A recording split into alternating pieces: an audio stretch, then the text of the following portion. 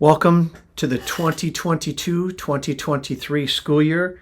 My name is Brad Jadarski. I'm the Oshkosh West Activities Coordinator, and I will be narrating you through this year's online Co-Curricular Handbook presentation. Remember, competing in athletics is a privilege. It is not a right. First and foremost, you are a student athlete first, and your academics come first. Failure to take care of the job in the classroom will result in you losing the privilege to participate in athletics on the field. The Oshkosh West Athletic Department vision statement states, "Our goal is to educate, inspire, and shape the next generation of leaders through commitment, competition, and service to the team, our school, and our community." As an athletic department, we also have a set of core values which we use with our decision-making process in all aspects of our programming. Our first core value is 1, do the right thing, integrity and honesty in thoughts, actions, and words. 2, strive for greatness, excellence in academics, athletics, and character. 3, lead with a purpose, selfless commitment to team goals. 4, promote the Wildcat culture, pride in self, team, and school. And 5, raise the bar, inspire others to be their best. We also have created a Wildcat Creed. We encourage our student athletes to live by the Creed 24/7. The Wildcat Creed is found in the back section of our Co-Curricular Handbook. We encourage every student athlete to strive to be an 11. That means to do the right thing all of the time. Being 11 also means leading with a purpose, set the example for other students. Also, being an 11 means to promote the Wildcat culture, show your Wildcat pride. Not only participating in your programs, but support your fellow teammates and students. We also highly stress our weight training program here at Oshkosh West. We've worked hard to develop a common program for all sports that has individual needs tailored for each program's specific needs. We encourage athletes to enroll in our strength and conditioning class during the school year. If not, we will be offering opportunities for student athletes to train not only during their season, but also outside of their season. It's important to note that to be able to compete at the highest level in the Fox Valley Association, which is the conference we belong to, all student athletes need to be mentally strong and physically strong and in condition. Training year-round is one of the key tools student athletes need to take advantage of in order to be successful in their endeavors. At Oshkosh West, we are very fortunate to have Ascension Sports Medicine provide 3 outstanding athletic trainers for our student athletes, coaches, and parents here at Oshkosh West. Our trainers are Tyler Van Sistine, Dan Gary, and Travis Herring. Their contact information is found on this slide, and they do a wonderful job working with our student athletes, parents, and coaches. If you ever have a concern in regards to your student athletes' well-being, please feel free to reach out to them as they are a great resource. Our next few slides are going to talk about our athletic training program. Basically, as I mentioned, we have 3 licensed athletic trainers. They're here daily from 3 to 6 p.m. Monday through Friday. They practice under the direction and in collaboration with physicians and other healthcare professionals. LATs evaluate and treat injuries and provide rehab to the injured. They provide immediate care in the event of a game injury, and as needed, they will provide physician referral if necessary and will communicate with the parents and coaching staff about this process.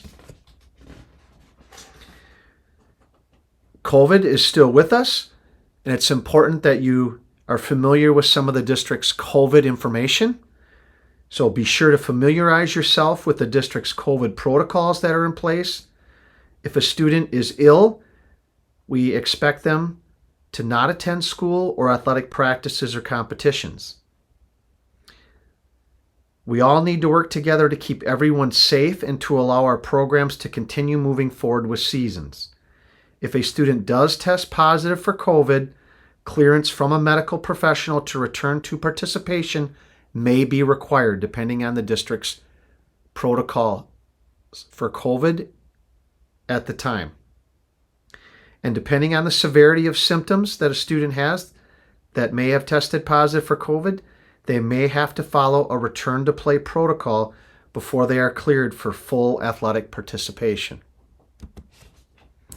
Concussions are another serious issue when it comes to participation in athletics. Our next few slides are going to talk about a number of concussion pieces. Remember, a concussion is a brain injury and all concussions are serious. Concussions can occur in any sport. They can be caused by a direct blow to the head, or by an injury resulting in an indirect force to the head. Any suspected concussion should be referred to the licensed athletic trainers. Some of the common symptoms that are visible if a concussion is present but not always visible: headaches, dizziness, confusion, nausea, light and sound sensitivity, difficulty concentrating, memory loss, feeling slowed down, and personality changes can all be indicators of a possible head injury. The licensed athletic trainers will perform pre-season neurocognitive concussion testing to get a baseline of the athlete's neurological functions. All freshmen and juniors will be impact tested, and anyone who didn't take the test last year or who is new to the school will also be tested. Should the athlete sustain a suspected concussion, the pre-evaluation can be utilized by a physician to help determine the proper course of treatment for return to play. Only contact sports are tested. Any non-contact sport athlete may be tested upon request of the licensed athletic trainers. Non-impact sports are swimming, cross country, tennis, track, and golf.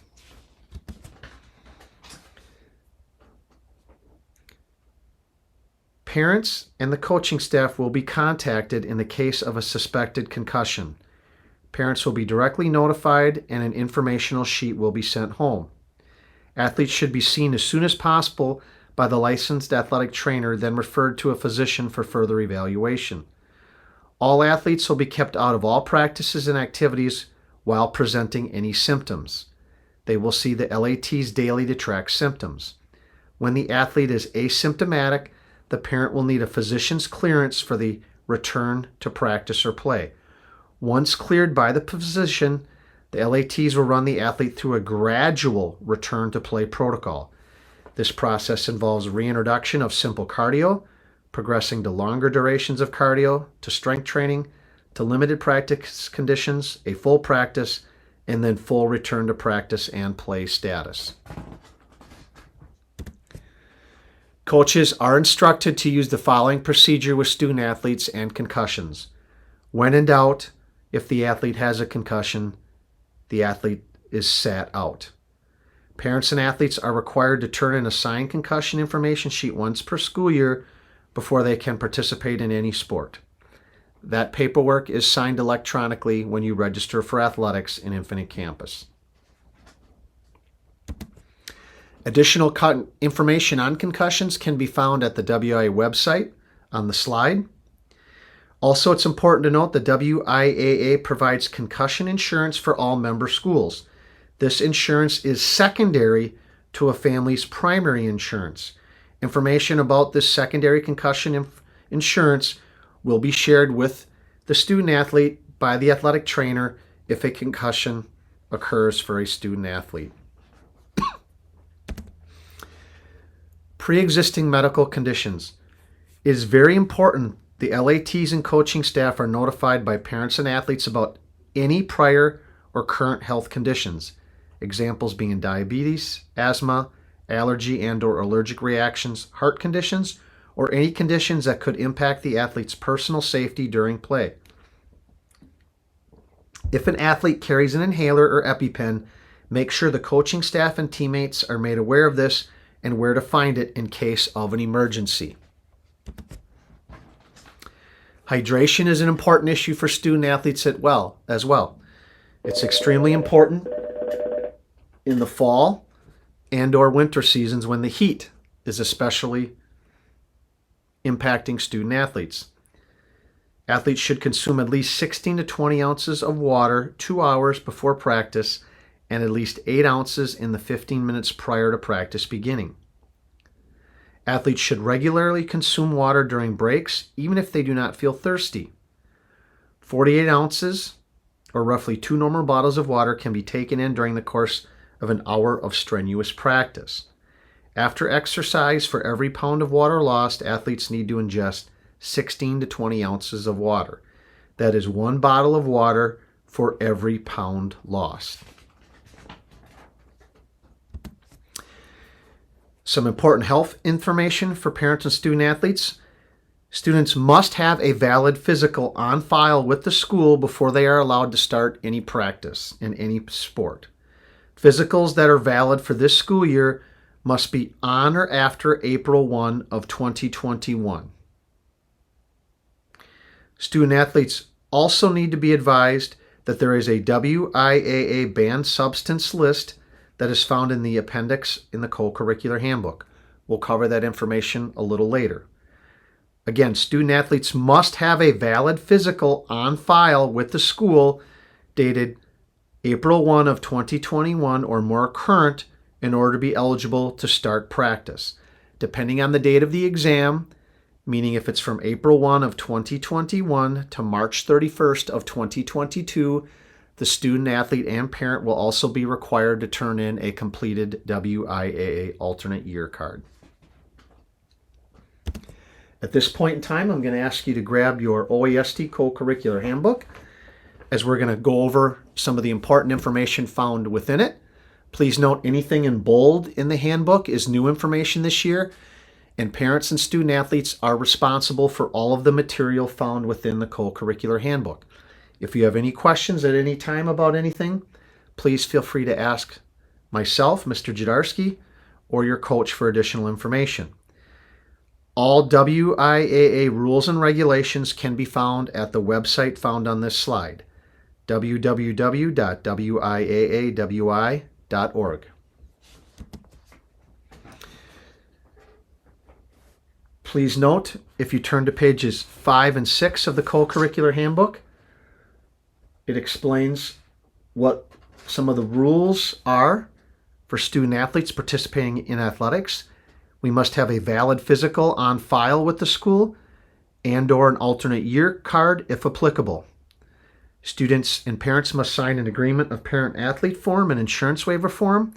They must pay the athletic fee if you are not participating in the district's free or reduced meals. You must fill out an athletic emergency form. You must sign off on a concussion acknowledgement form, a COVID liability release form, and a COVID acknowledgement form. Please note, the Oshkosh Area School District has gone to an online registration process for participation in athletics using Infinite Campus, and information on how to register your child for athletics has been shared to the parents by the district in July of 2022. This information will also be reshared with you through your coaches once you participate in a sport. Basically, a parent must register their student athlete once per school year for athletic participation in Infinite Campus. You electronically sign all of those forms. When that is done, the student athlete goes into their Infinite Campus account, goes under their Documents tab, and electronically signs all of their documents. When this is done, that will take care of all of the items labeled A through H on this form. The Oshkosh Area School District has an athletic fee. Information about the fee can be found on pages 7 to 8 of the Co-Curricular Handbook.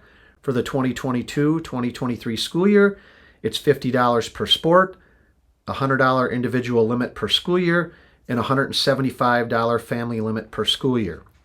There is a separate fee for students involved in middle school athletics. Please note, if you participate in the district's free and reduced meal program, you can opt to have those fees waived. Next item I'd like to talk about are academic requirements for participation in athletics and other activities in the Oshkosh Area School District and those are found on pages 8 to 10. Please note, a student must be a full-time student where the school is responsible for programming 100% of the student's day in order to be eligible for participation in athletics. The Oshkosh Area School District academic grade check policy has changed for this school year. Eligibility for any 9-week period shall be determined by a student's grades from the 7-week grade reporting period of first and second semester and or the past first or second semester grades. Freshmen that come in and start the school year with a fall sport are academically eligible. However, any sophomore, junior, or senior that starts the school year in the fall will be checking your second semester grades from last year. Please note, again, we will be checking grades again at the 7-week mark. Any student that has one or more failing marks at the 7-week grade check will be considered academically ineligible. That will hold true for the grade check at the end of first semester, again at the 7-week mark of second semester, and at the end of the second semester. To be eligible for participation in athletics, a student athlete must have received no failing grades in the most recent grade reporting period. For fall sports, students with one failing grade, and this is on page 9, shall be ineligible to participate in 10% of the scheduled games or meets in a sport, rounded up if 10% results in a fraction. That is for fall sports only. Should a student become academically ineligible with one failing grade at either the 7-week first semester, 7-week of second semester, or second semester grades, the student shall be ineligible from participating in any competitions or performances for a minimum of 7 consecutive school days and nights. The student may return to competition on the 8th day if they have received at least a 2.5 grade point average in the most recent grade reporting period. If they have not, the student must follow the athletic academic eligibility process, which means securing a athletic academic eligibility form, and the student must if they're previously passing or failing a class, they must be passing that class now or making significant improvement on a weekly grade check as determined by school administration to be allowed to participate that week. So once a student is academically ineligible with 1 F, assuming it's not a fall sport, they're out 7 consecutive school days and nights. To regain eligibility after or on or after the 8th school day, they must be passing the class they were failing or making significant improvement as determined by school administration. On page 10, if a student has 1 or more failing marks at the academic check besides fall, or actually including fall, the student will be out 15 consecutive school days and nights, or for fall sports, 1/3 of the maximum number of competitions, resulting in a rounding up if a third is in a fraction, or 21 consecutive calendar days beginning with the date of earliest allowed competition in a sport for the fall. If it's at any other time, it's 15 consecutive school days and nights, and the student may return to competition on the 16th school day, provided the student is passing all of the classes they were failing. To regain eligibility, the student must be passing the classes they were previously failing each and every week. Students who received 1 failing grade and who had less than a 2.5 grade point average in the most recent grade reporting period, or received more than 1 failing grade for the most recent grade reporting period, will have a chance to regain academic eligibility at the 14-week grade reporting period of first and second semester. These students will have their grades checked at this grade reporting period, and if they're passing the classes they were failing at 7 weeks, they will no longer be considered academically ineligible. The moral of the story is students must do the job first and foremost in the classroom in order to stay academically eligible. Again, if a student becomes ineligible, other than in the fall, they will need to be passing the class they were previously failing in order to gain eligibility for participation.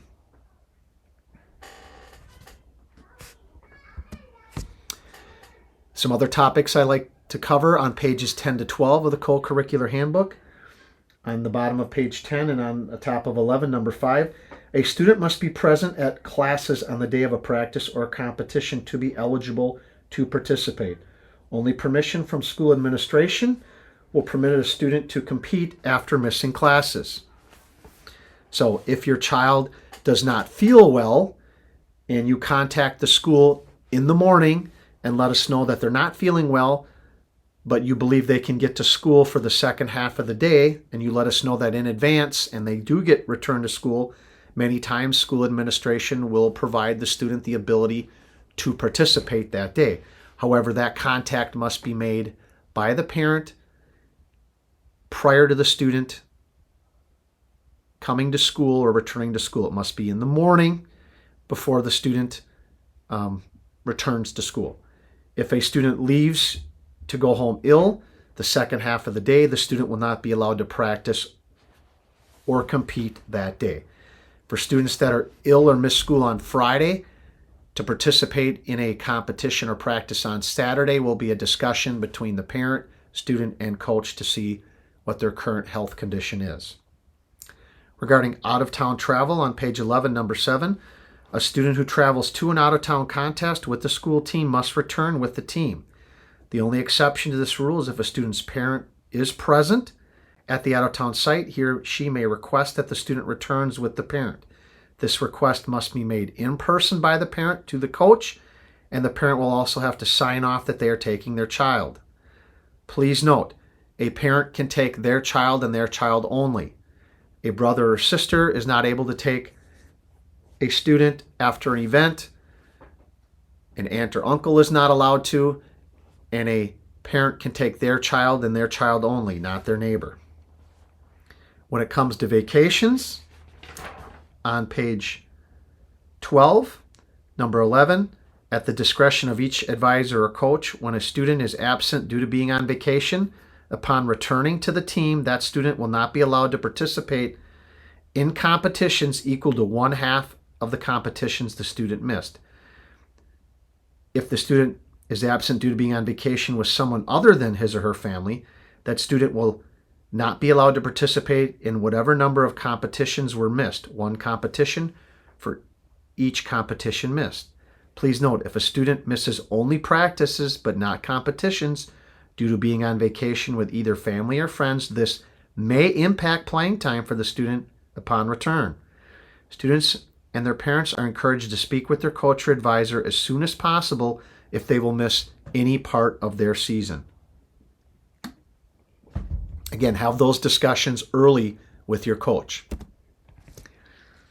Number 15 on page 12, in regards to in-district transportation, the student does not provide transportation for students to any practice sites and some home competition or performance sites. In these situations, it is the responsibility of the student, parent, and or legal guardian to provide their own transportation. On page 13, number 16, use of cameras and or other recording devices in locker rooms. Please note, no images of a nude or partially nude person in the locker room may be captured, recorded, or transferred under any circumstances by an individual. Regarding club athletic programs, on page 14, number 16, the district understands that students may want to participate in club athletic programs during the school year during their high school seasons.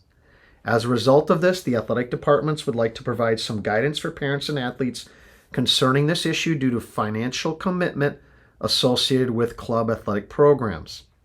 For varsity athletes, if a student is on a varsity high school team, the head coach will determine whether or not students will be allowed to practice or participate in a club athletic program during their varsity high school season. If a coach's position is no club athletic participation during the high school season, it is based on the premise that a student's loyalty and allegiance should be to the high school team. For non-varsity athletes, if a student is on a JV or freshman high school team, students will be allowed to participate in club athletic programs during their JV or freshman high school season with the following stipulations. 1. The student and parent need to inform the coach about their intentions as soon as possible. 2. Students will not be allowed to miss a high school scheduled practice or competition for a club athletic practice or competition. Also, please note the WIAA competition rule on the bottom of page 14 and the top of 15. It is the philosophy of the WIAA that a student owes loyalty and allegiance to a school and team of which he or she is a member during the season of a given sport. Athletes may compete in not more than 2 non-school competitions with school approval in advance during each regular sport season. The contest or contests will not count against the individual maximum for the athlete in that sport. Non-school competition will not be allowed during the respective WIAA tournament series in a sport. A student becomes ineligible in a sport for the remainder of the season for not receiving school approval beforehand and or competing in more than 2 non-school forms, games, meets, or contests in the same sport during the season of practice and competition established by the school. Please note, if your child has a desire to participate in a non-school event or contest during the same sport of the high school season, approval must be received beforehand from the school, and there's a form we will ask you to complete. The next item we're going to talk about is basically the biggest section of the district's co-curricular handbook. It's the Code of Conduct section. Please note on pages 15 to 17, the Code of Conduct criteria is that a student must refrain from any conduct at any time that would reflect unfavorably on himself or herself or the school. Conduct which would reflect unfavorably on a student or the school includes, but is not limited to, the following items labeled A through S on pages 15 through 17. Please note, the Code of Conduct must be observed by all students throughout the calendar year, not only when the particular activity is in season, but also when school is not in session. I want to emphasize some of the following areas that students must refrain from these types of conduct. Possession, buying or selling of controlled substances, street drugs, illegal drugs, and or performance-enhancing substances, which are only those listed as banned by the WIAA. Drug paraphernalia, including sale, possession, or use. Please note, in situations where controlled substances, street drugs, illegal drugs, performance-enhancing substances, and or drug paraphernalia are found at a student's home, property, or personal property, you can see some definitions there: car, boat, camper, campsite, etc. The district's position will be that the student was in possession of the controlled substances, street drugs, illegal drugs, performance-enhancing substances, and or drug paraphernalia. The burden of proof will be on the student to convince school administration that he or she did not know the controlled substances, street drugs, illegal drugs, performance-enhancing substances, and or drug paraphernalia were present. Letter B, use, possession, or purchase of alcoholic beverages. In situations where alcohol is found at a student's home, property, or personal property, car, boat, camper, campsite, etc., the district's position will be that the student was in possession of alcohol. The burden of proof will be on the student to convince school administration that he or she did not know the alcohol was present. C, use, possession, or purchase of tobacco in any form. Use of tobacco means to chew or possess any substance, including tobacco, including smokeless tobacco, in the mouth to derive the effects of tobacco, as well as all uses of tobacco, including cigars, cigarettes, pipe tobacco, chewing tobacco, snuff, or any other matter or substances that contain tobacco, in addition to papers used to roll cigarettes and or the smoking of electronic vapor or other substitute forms of cigarettes, clove cigarettes, and or other lighted smoking devices for burning tobacco or other substances. In situations Where tobacco is found at a student's home, property, or personal property, such as car, boat, camper, campsite, etc., the district's position will be that the student was in possession of the tobacco. The burden of proof will be on the student to convince school administration that he or she did not know the tobacco was present. Letter F. Criminal offense or violation of a state statute or city-county ordinance having a statutory counterpart, not to include such violations as traffic, jaywalking, or other similar minor citations. Letter I. Knowingly in the presence of alcohol, illegal drugs, and/or drug paraphernalia. In situations where it is noticeably apparent to law enforcement officials that alcohol, illegal drugs, and/or drug paraphernalia are present, the district's determination will be that the student was knowingly in the presence of alcohol, illegal drugs, and/or drug paraphernalia. Students may be present at an establishment which is primarily for eating and may be present at a ceremony-type activity such as a wedding reception. Students may only be present at a bar or tavern if they are with their parents. Letter N. Behavior or conduct which reflects unfavorably on a student. Letter P. Illegal or inappropriate use of the internet and/or electronic devices.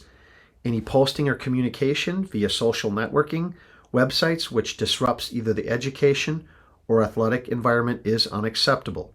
This includes but is not limited to the consumption of alcohol or the use of illicit drugs or facsimiles, inappropriate sexually oriented material, or activities involving bullying, hazing, or harassment. Basically, anything you post on social media, you can be held accountable for. Letter Q. Physical violence or threatening violence against another individual, the school, another entity, or organization. R. Hosting a party. Any person who has a gathering at his or her home, property, or personal property, such as car, boat, camper, campsite, etc., where alcohol, tobacco, drugs, or drug paraphernalia are permitted by such person to be used and or brought into the home, property, or personal property, may be given a penalty at a higher level. Administrative discretion will determine the length of penalty. Letter S. Supplying, bringing alcohol or drugs. Any person who brings/supplies alcohol, tobacco, drugs, or drug paraphernalia to another person or persons may be given a penalty at a higher level. Administrative discretion will determine the length of the penalty. In the event another individual engages in this behavior on behalf of the athlete, there will be a presumption that the other individual acted as an agent of the athlete, and the athlete will receive the same punishment as if the athlete had been the supplier.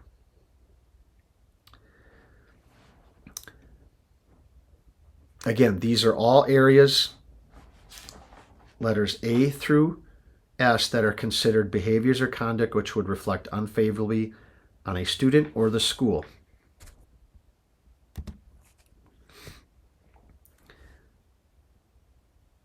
Some additional items regarding the Code of Conduct. Our complaint process. School administration will consider statements made by students to law enforcement officials which are verbally shared with school administration and or are found in a written law enforcement report as factual and truthful statements. If a student, upon questioning by a school official, recants on such statements made to a law enforcement official, the district's position will be that the statements made to the law enforcement official were truthful, and as such, it will be up to the student to convince school administration otherwise.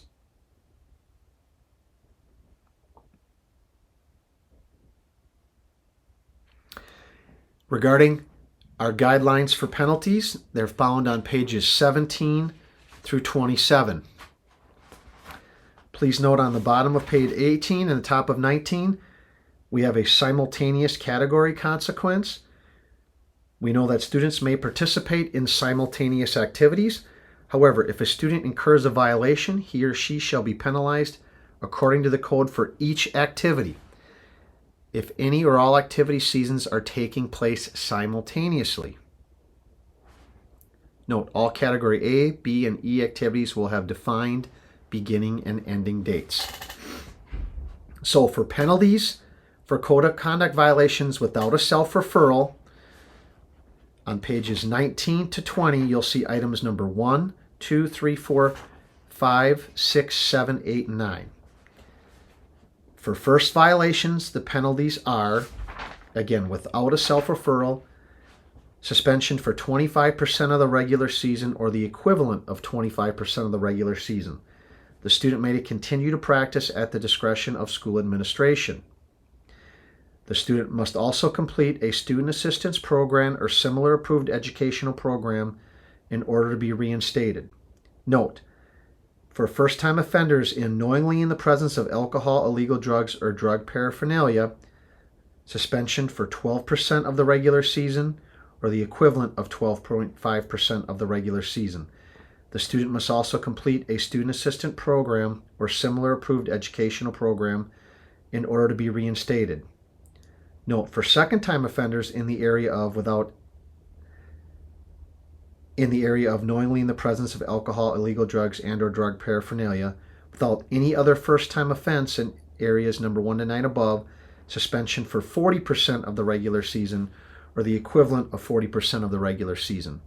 The student must also complete a student assistance program or similar approved educational program in order to be reinstated. Again, for second violations in the items numbered 1 through 9 on pages 19 to 20, suspension for an entire season or the equivalent of an entire season. Third violation, suspension for one full school year or the equivalent of one full school year. And for fourth violations, the student loses the privilege to participate in all co-curricular activities during the remainder of his or her academic career in the district. The district does have a couple of policies that help reduce the consequences for student athletes if they either A, self-refer, or B, use an honesty referral. So a self-referral, which is found on the bottom of page 21, if a student presents himself or herself to the activities coordinator at his or her school as a person who has violated the code of conduct in the areas numbered 1 through 5 on pages 22, that student will have his or her penalty reduced. For this to occur, the student must self-admit no later than the first school day after the violation has occurred, and the information cannot already be shared with school administration from another source. Administration may grant an extension to the one school day provision due to extenuating circumstances. Students and or their parents are strongly encouraged to self-report violations of the code of conduct during the summer months to the activities coordinator as soon as possible. The definition of an honesty referral. If a student, upon a first questioning by the activities coordinator or other school administrator, provides truthful information about committing a code of conduct violation in the areas numbered 1 to 5 on page 22, that student will have his or her penalty reduced. For this to occur, the school must be conducting an investigation and not have had a law enforcement report and or published written account and or by other factual credible means confirming the student had committed a code of conduct violation. Meaning, if we question a student and they're honest when they're first questioned and we weren't already aware of a possible infraction reported, we do reward that honesty. So, again, check the areas on pages 22 and 23, the same areas 1 through 9 that were found on pages 19 and 20 regarding without a self-referral. These same areas apply to categories apply in regards to a self-referral or an honesty referral. Okay? Only though for a self-referral, honesty referral in numbers 1 through 5. For first violations of these areas, suspension for 12.5% of the regular season or the equivalent of 12.5% of the regular season.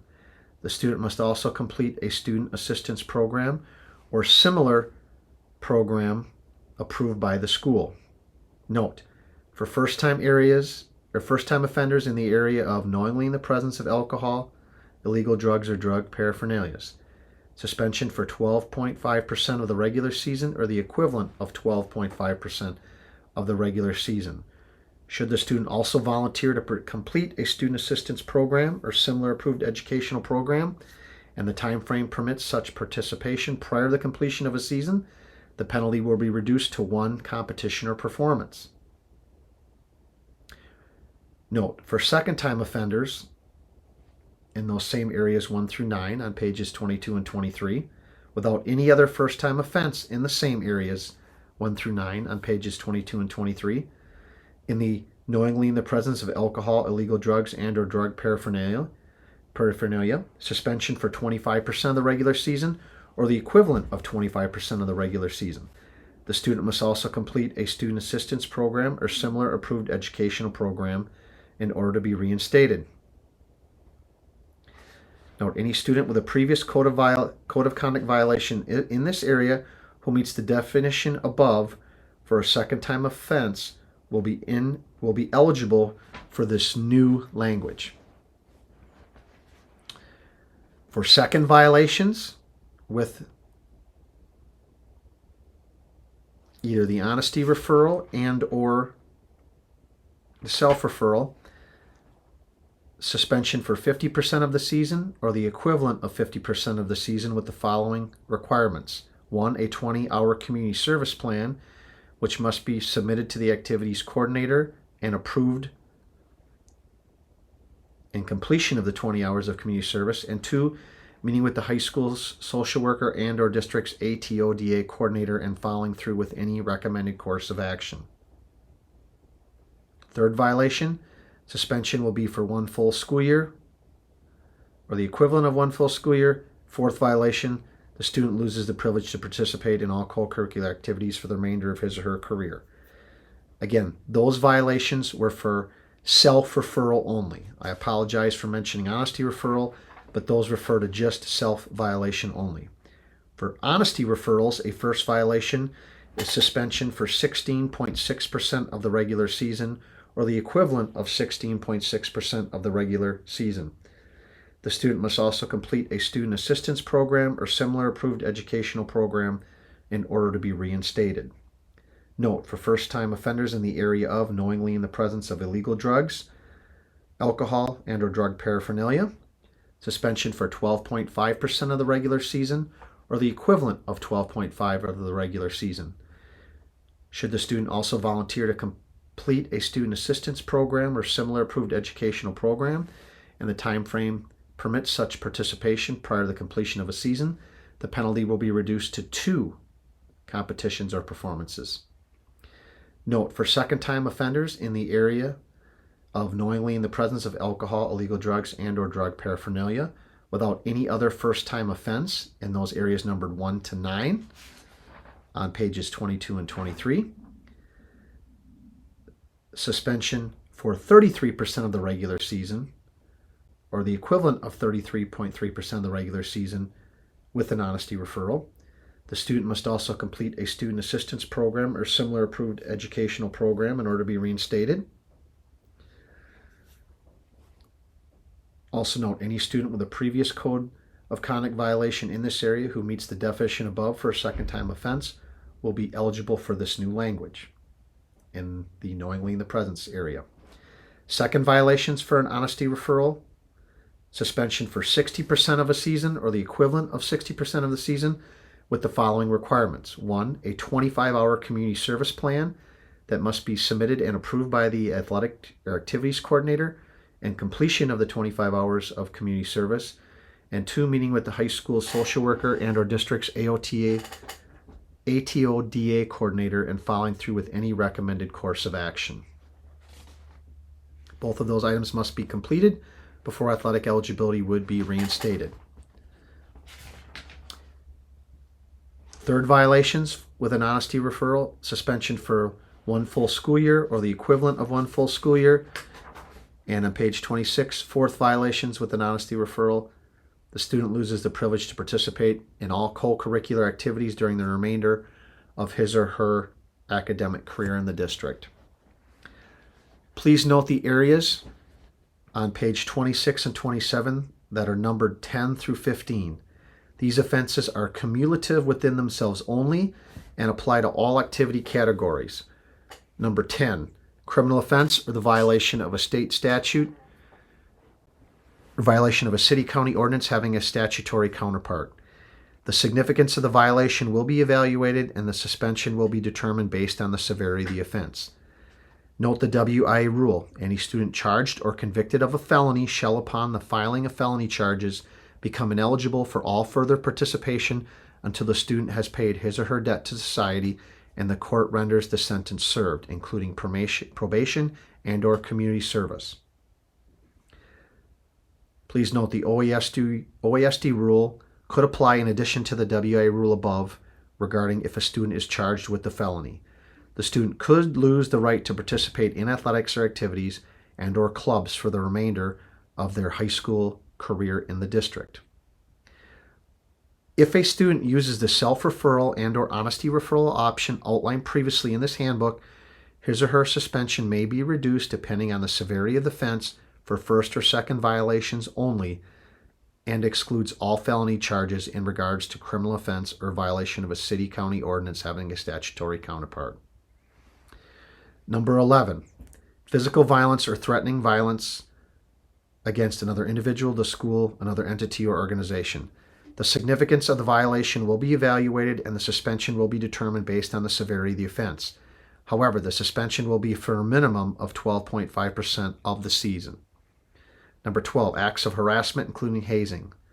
Please refer to the district's policy. The significance of the violation will be evaluated and the penalty, which may involve game suspensions, will be determined based on the severity of the offense. Number 15 on page 27, illegal or inappropriate use of the internet and or electronic devices. Any posting or communication via social networking websites which disrupts either the educational or athletic environment is unacceptable. This includes but is not limited to the consumption of alcohol or the use of illicit drugs or facsimiles, inappropriate sexually oriented material or activities involving bullying, hazing, and harassment.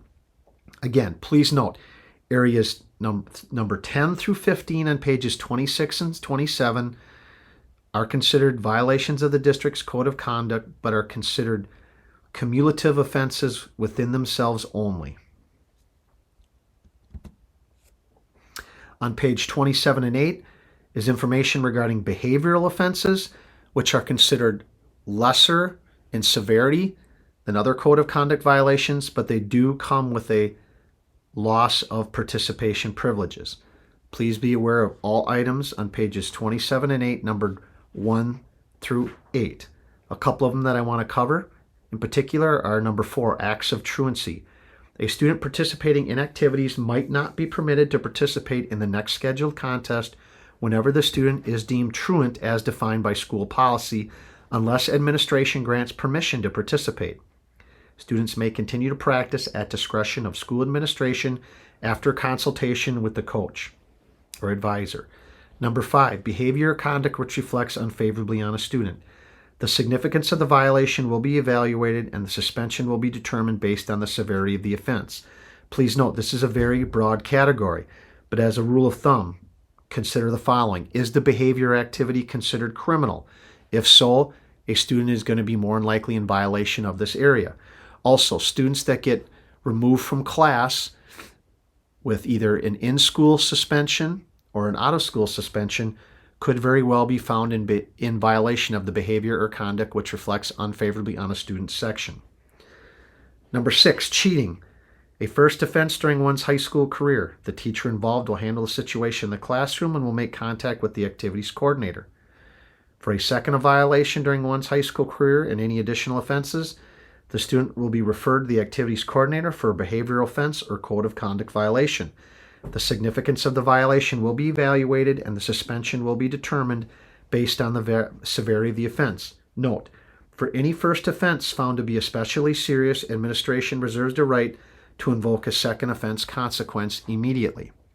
Again, when it comes to doing shared group work, make sure you've had a conversation with your teacher about what is considered acceptable group work versus what would potentially be considered cheating. Number 8, failure to be a student in good standing on page 28. A student must be a student in good standing at each school year checkpoint in order to compete in any co-curricular event. We defined a student in good standing as adhering to your high school student code of conduct and adhering to your high school attendance and tardy policies.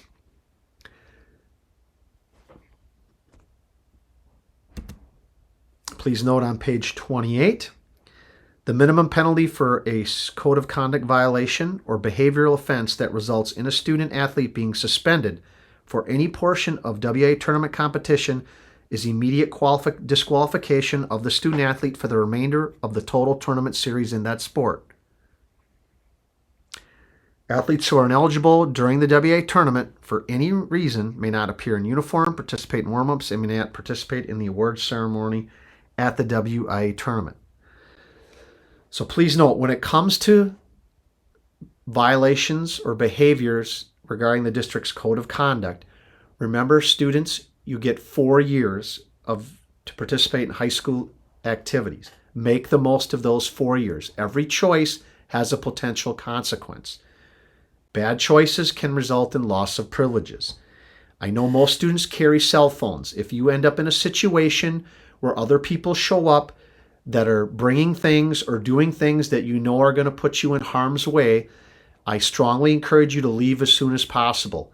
We cannot give you a timeline on how much time being there is considered too much time.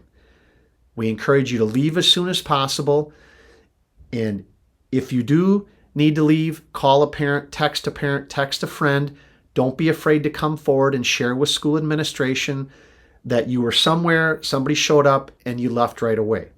And, oh, by the way, Mr. Jadarski or another administrator, here's the text message that I sent saying, would you please come get me? We are reasonable people. We will listen to what you have to say, and we will do our best to sort through the facts of the incident. I can't encourage you enough. We all make mistakes. So if you do make a mistake as a student athlete, we do reward honesty. So please use the self-referral policy and or upon questioning the honesty policy. We encourage you to make good choices. Remember, you only get 4 years to participate in high school activities. Make the most of those 4 years.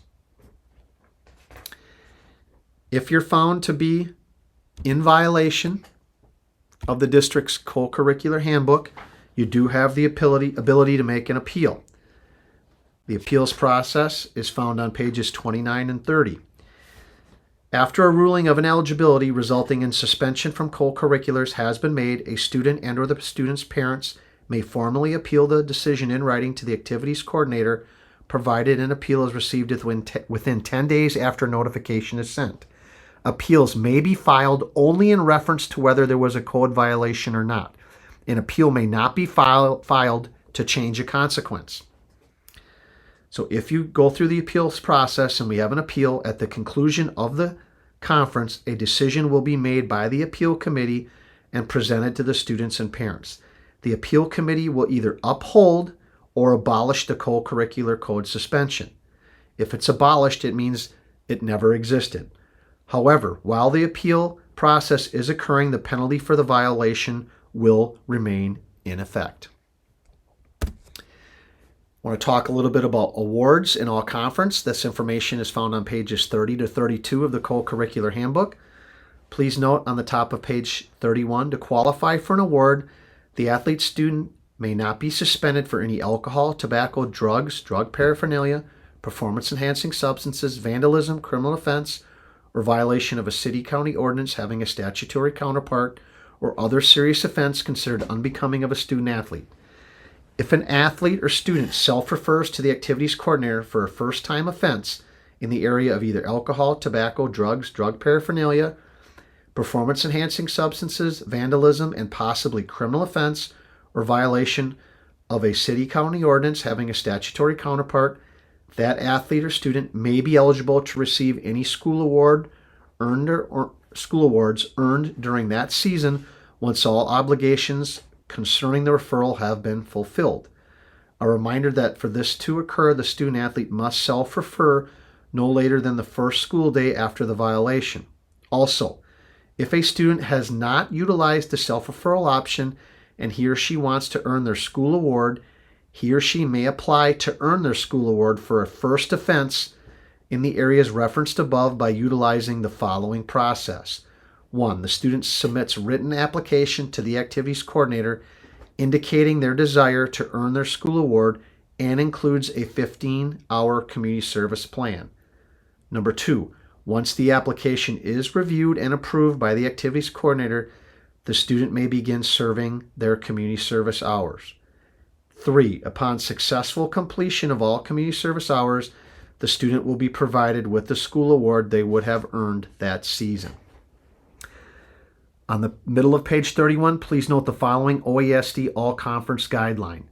Any OASD student athlete suspended from participation for an athletic contest due to a code of conduct violation in the areas of alcohol, tobacco, drugs, drug paraphernalia, performance-enhancing substances, vandalism, criminal offense or violation of a city-county ordinance having a statutory counterpart, or other serious offense considered unbecoming of a student-athlete will not be eligible for all-conference recognition in any conference in the sport where the suspension is initiated.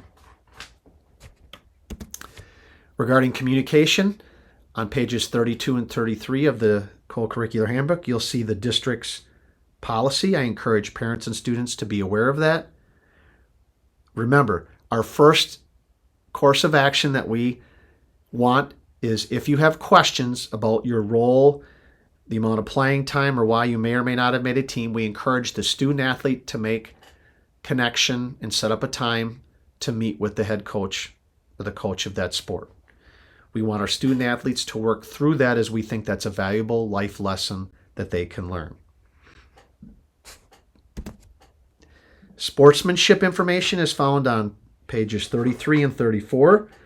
Remember, our student athletes and parents, you do represent the Oshkosh West High School, the Oshkosh Area School District, and the sport or sports your child participates in. Please remember, we expect positive sportsmanship and appropriate sportsmanship at all times. Our expectations are found on pages 33 and 34. And the simple slogan I like to use is remember, be a fan, not a fanatic. Also on page 34, you'll see information regarding additional resources. I strongly encourage parents to bookmark the www.foxvalleyassociation.org website. From here, you can select Oshkosh West High School and print weekly schedules, sports schedules, and or sign up for free notifications under the Notify Me link to receive notifications if games are canceled or rescheduled. It's a great free tool that I highly encourage you to use. I also encourage you to visit the www.feasports.net website, where you'll see tons of information regarding the Fox Valley Association sports we offer from all 10 schools in our conference. I also highly encourage you to follow me on Twitter at OWHS Activities, as I love to post information, pictures, and videos of our student athletes doing great things. And also new this year, we will be releasing an Oshkosh West Athletics/Activities webpage that will have current and lots of exciting information regarding the great things that are going on in all of our athletic programs. Information regarding that website will be shared with you through your sons or daughters' coach. At this time, I'm going to ask you to continue on in the Co-Curricular Handbook to the appendix sections. The first appendix, which is after page 36, is the WIAA Eligibility Overview for Athletes. Please note the following, that if you are not eligible, if any of the items listed apply to you, if you have questions, please reach out to me. I'd be happy to help at any time. If you turn to the next page, you'll see the 2022-23 High School Athletic Eligibility Information Bulletin. Remember, as a student athlete, you and your parents are responsible for knowing all of the Oshkosh Area School District policies and rules for participation in athletics, as well as all the WIAA rules and regulations.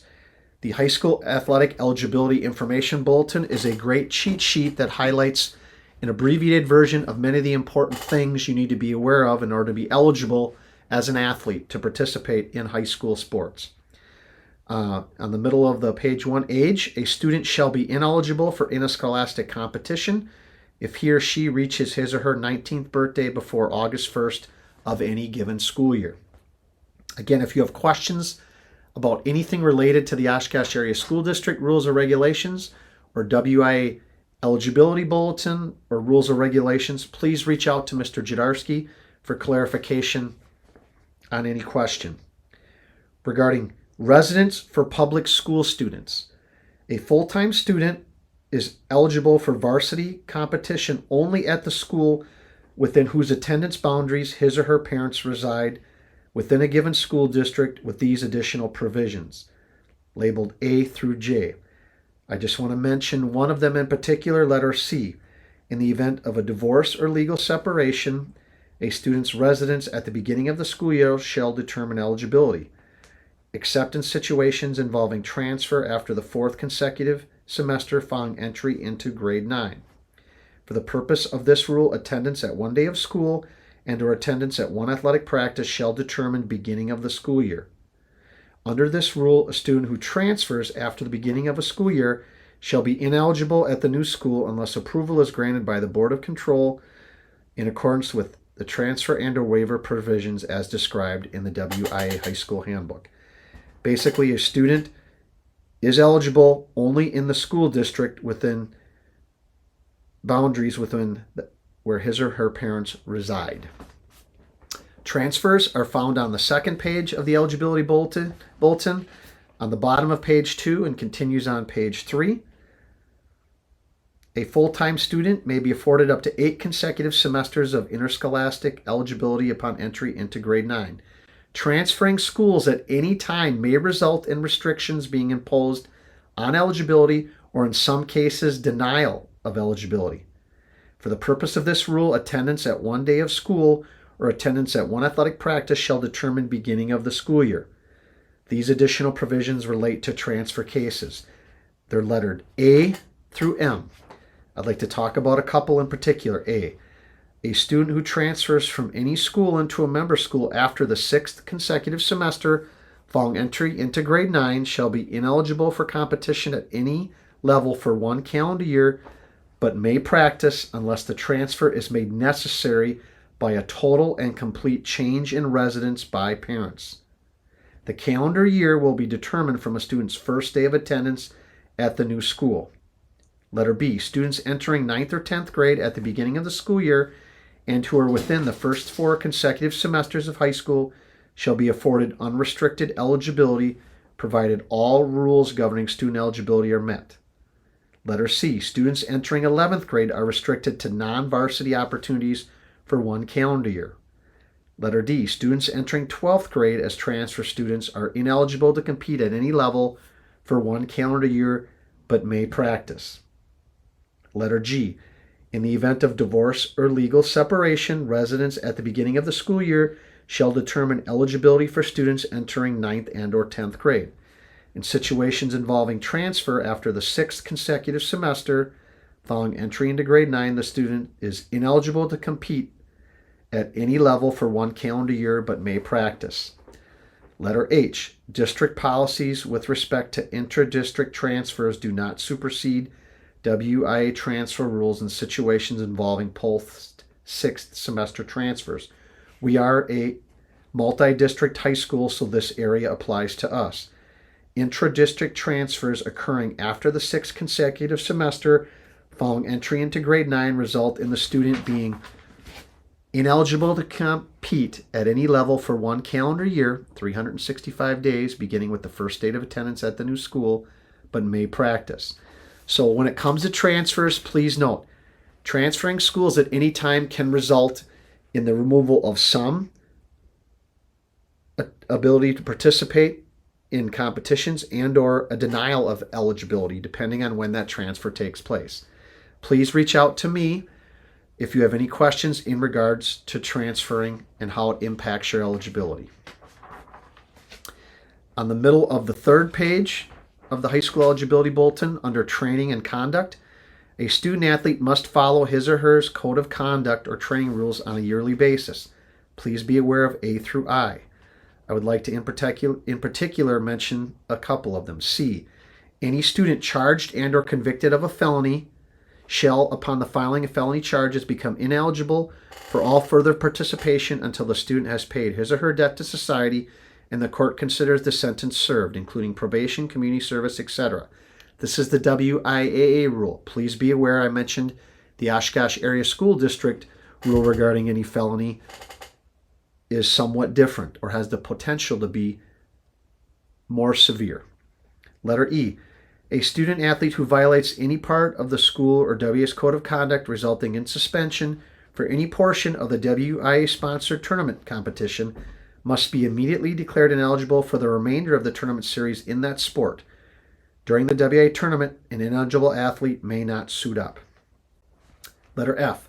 A student athlete disqualified from a contest for flagrant or unsportsmanlike conduct is also suspended from the next competitive event at the same level of competition as the disqualification. And please pay particular attention to G. Any player who, in the judgment of the official, intentionally spits on, strikes, slaps, kicks, pushes, or aggressive physically contacts an official at any time shall be immediately ineligible for competition a minimum of 90 calendar days from the date of competition. In addition, the player is ineligible to compete for the first 25% of the next season in that same sport. So please remember, students, never lose your cool or temper when talking with an official. The next section I want to spend time on is the amateur status section on the bottom of page 3 and the top of page 4. This section is extremely important. If you have any questions about it, please let me know, as violating any of these sections can render your student athlete ineligible potentially for the remainder of their high school career. A student athlete must be an amateur in all recognized sports of this association in order to compete in any WIA sport. Letter A. A student athlete may not accept, receive, or direct to another reimbursement in any form of salary, cash, including gift cards, or share of game or season proceeds for athletic accomplishments, such as being on a winning team, being selected for the varsity school team, or being a place winner in an individual tournament. B. A student athlete may receive a medal, cup, trophy, or plaque from the sponsoring organization regardless of cost. School mementos valued not more than $200, an award valued not more than $100 retail for participation in an athletic contest in a WIAA recognized sport, and may retain non-school competition apparel worn by the student as part of the team uniform. C. A student athlete may not receive compensation or benefit, directly or indirectly, for the use of name, picture, and or personal appearance as an athlete because of ability, potential, and or performance as an athlete. Letter D. A student athlete may not receive free or reduced rates on equipment, apparel, camps, clinics, instruction, and competitive opportunities that are not identical for any and all interested students, meaning any other high school student who's not out for a sport. Letter E. A student athlete may not be identified with or without permission as an athlete, provide endorsement as an athlete, or appear as an athlete in the promotion of a commercial advertisement and or profit-making event, item, plan, or service. Basically, never let your name, likeness, picture, etc. be used visibly or verbally without your permission in connection with any other organization without first checking. Letter F. A student athlete may not participate in school athletics or in sports activities outside the school under a name other than his or her own. Please note the following section regarding sports activities outside of school. Athletes may compete in not more than 2 non-school competitions with prior school approval during each regular sports season. The contest or contests will not count against the individual maximum for the athlete in that sport. Non-school competition will not be allowed during the respective WIA tournament series in a sport. Violation of this rule results in loss of eligibility for the remainder of the season, including the WIA tournament series, and forfeiture of the 2 non-school opportunities. Remember, this is in regards to during the high school season of a sport, wanting to do a competition in the same sport that you're currently participating in high school in the same season. If that's something you desire, you need to contact the school and get approval beforehand. Regarding sports outside the school year, please note the items lettered A through F. I want to particularly mention A. WIAA rules do not prevent athletes from practicing with non-school teams or from receiving private skill instruction during the school season. However, they may not participate officially or unofficially, including banditing, in more than 2 non-school competitions or races, including scrimmages against other teams with school approval. Note number 1, the restriction applies to normal non-school games as well as gimmicks, such as reduced numbers competition, such as 3-on-3 basketball, 6-player soccer, or specific skill contests, punt, pass, and kick, shooting contests, free throws, three-point, etc., fun runs. Number 2, during the season, athletes may participate in a skills contest with approval of the school. Again, with approval of a school. Specific skill contests such as punt, pass, and kick, shooting contests, etc., free throws, three-point, drive, chip, and putt, isolate separate skills outside the traditional competition setting. The skill contests may not include physical contact or extreme fatigue as part of the actual sport competition. Fun runs are not considered skill contests. There may be no school coach involvement. All other eligibility rules, including amateur status, apply.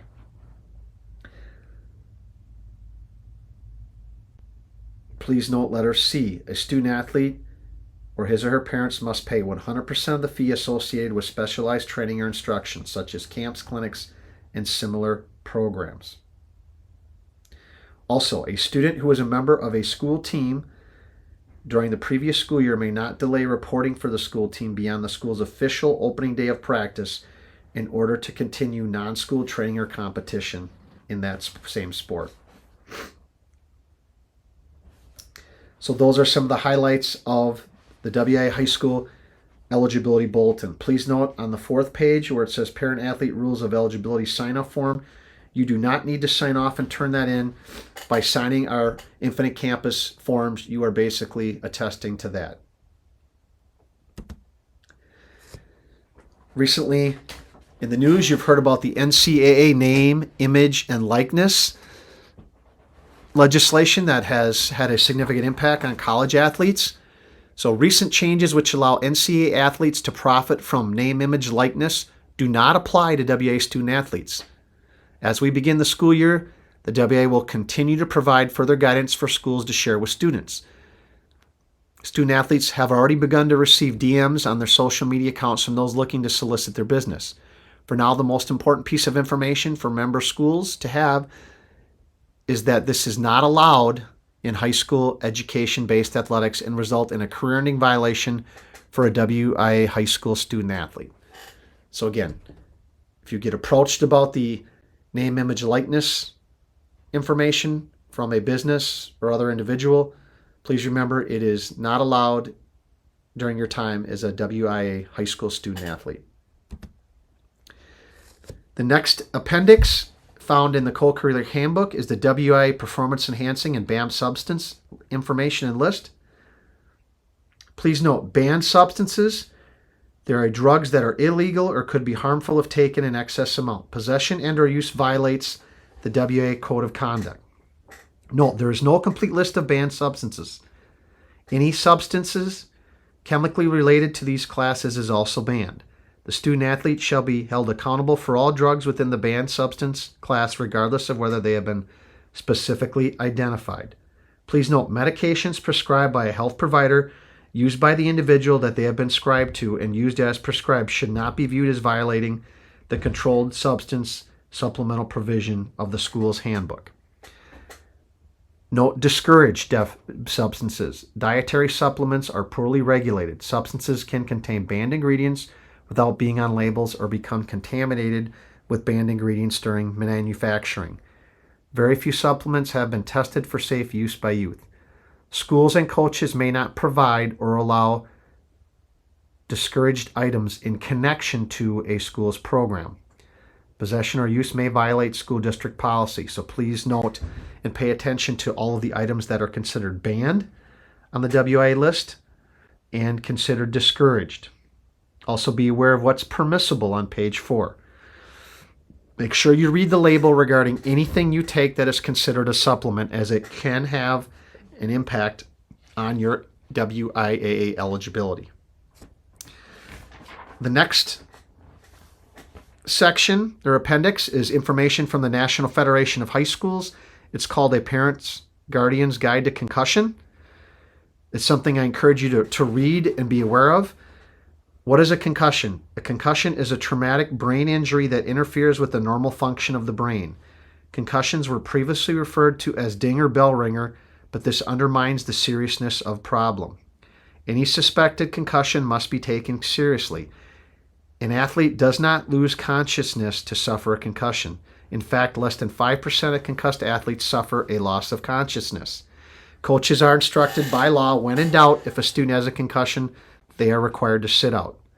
And once a student has been diagnosed with a concussion, they have to be cleared by a medical professional in order to return to athletic participation, which within our district will be a gradual return to play.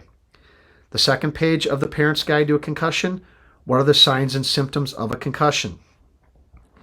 Some of those reported by parents, athletes, trainers, friends, teachers, or coaches: being dazed or stunned, confused about assignment or position, forgetfulness, uncertainty of game score or opponent, clumsy movements, slow response to questions, mood, behavior, or personality changes, can't recall events prior to or after a hit or fall.